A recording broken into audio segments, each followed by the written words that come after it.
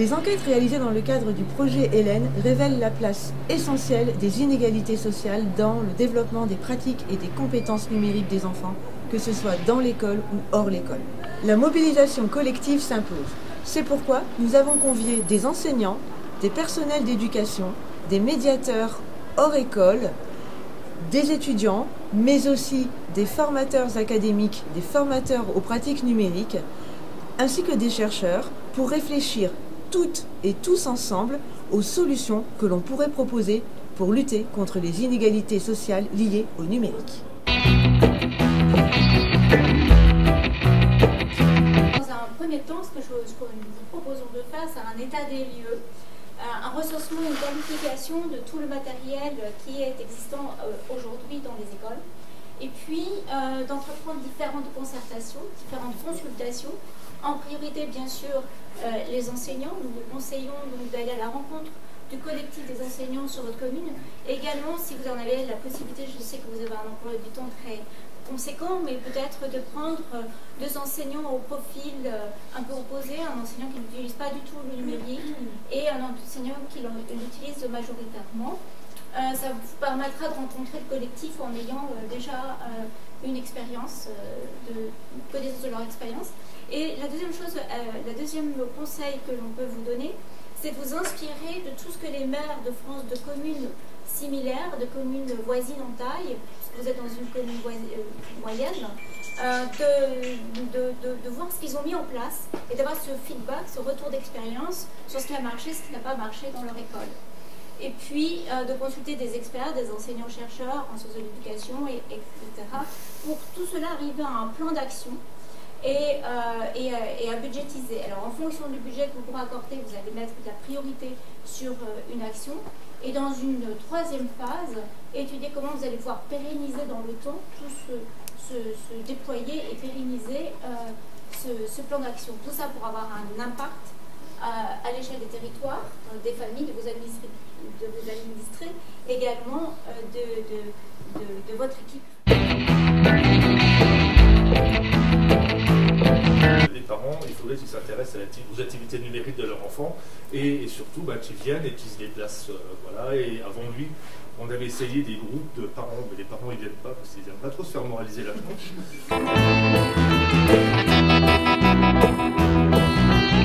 Proposer une valorisation de l'activité et on va aborder la question par une valorisation positive. Voilà. On va faire de la valorisation des usages positifs plutôt que de la prévention, de la sensibilisation. Donc les familles retrouvent du sens à tout ça, les enfants sont fiers d'eux. Bref, c'est génial.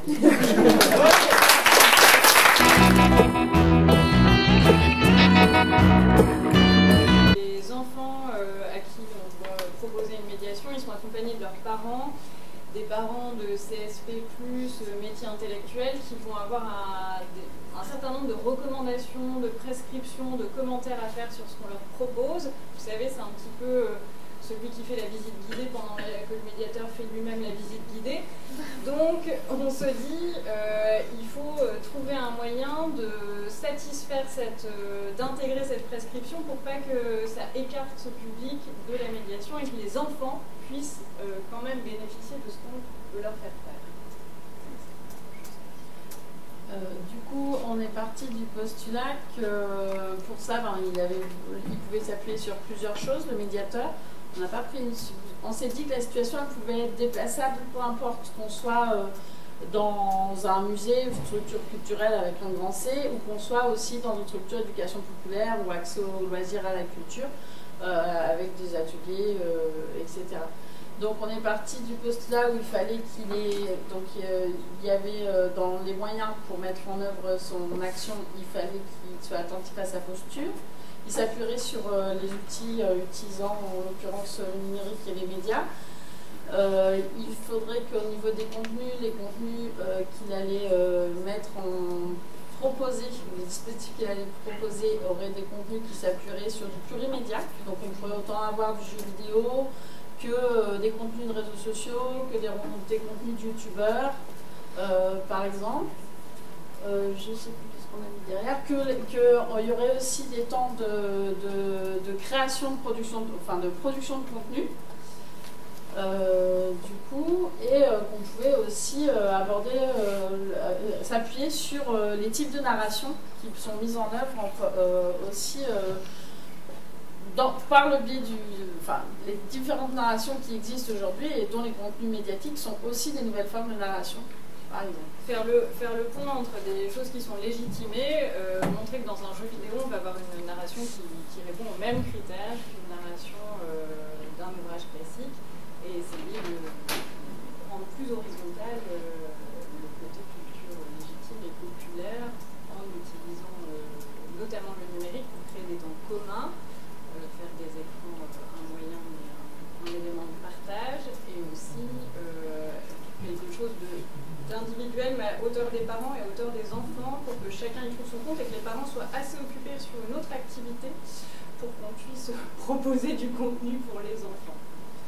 On était parti de l'idée que, par exemple, quand on regarde une vidéo sur YouTube ou des shorts, par exemple sur Snap ou ailleurs, vous pouvez le mettre en parallèle de références culturelles communes validées. Je prends n'importe quoi, je prends Laurel Hardy ou Charlie Chaplin, et que la construction, elle est la même et qu'on pouvait mettre en vis-à-vis, que ça permettait de nourrir les enfants et nourrir les parents de l'autre côté, sur des choses qui sont dites qualifiées en termes d'information.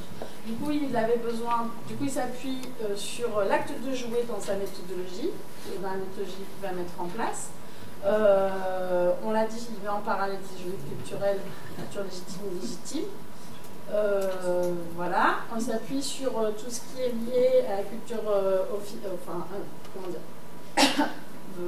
référence culturelle commune et tout ce qui est contre-culture ou culture populaire, du coup. Et en termes pédagogiques, on est parti de la pédagogie un peu inversée dans le sens expérientiel, c'est-à-dire qu'au lieu d'être on donne à voir, on explicite, on laisse les gens vivre une expérience utilisateur et ensuite on accueille les ressentis, on voit collectivement ce qui s'est passé et on peut ensuite éclairer, mettre le focus par de la mise en production de contenu, etc., sur des thématiques spécifiques.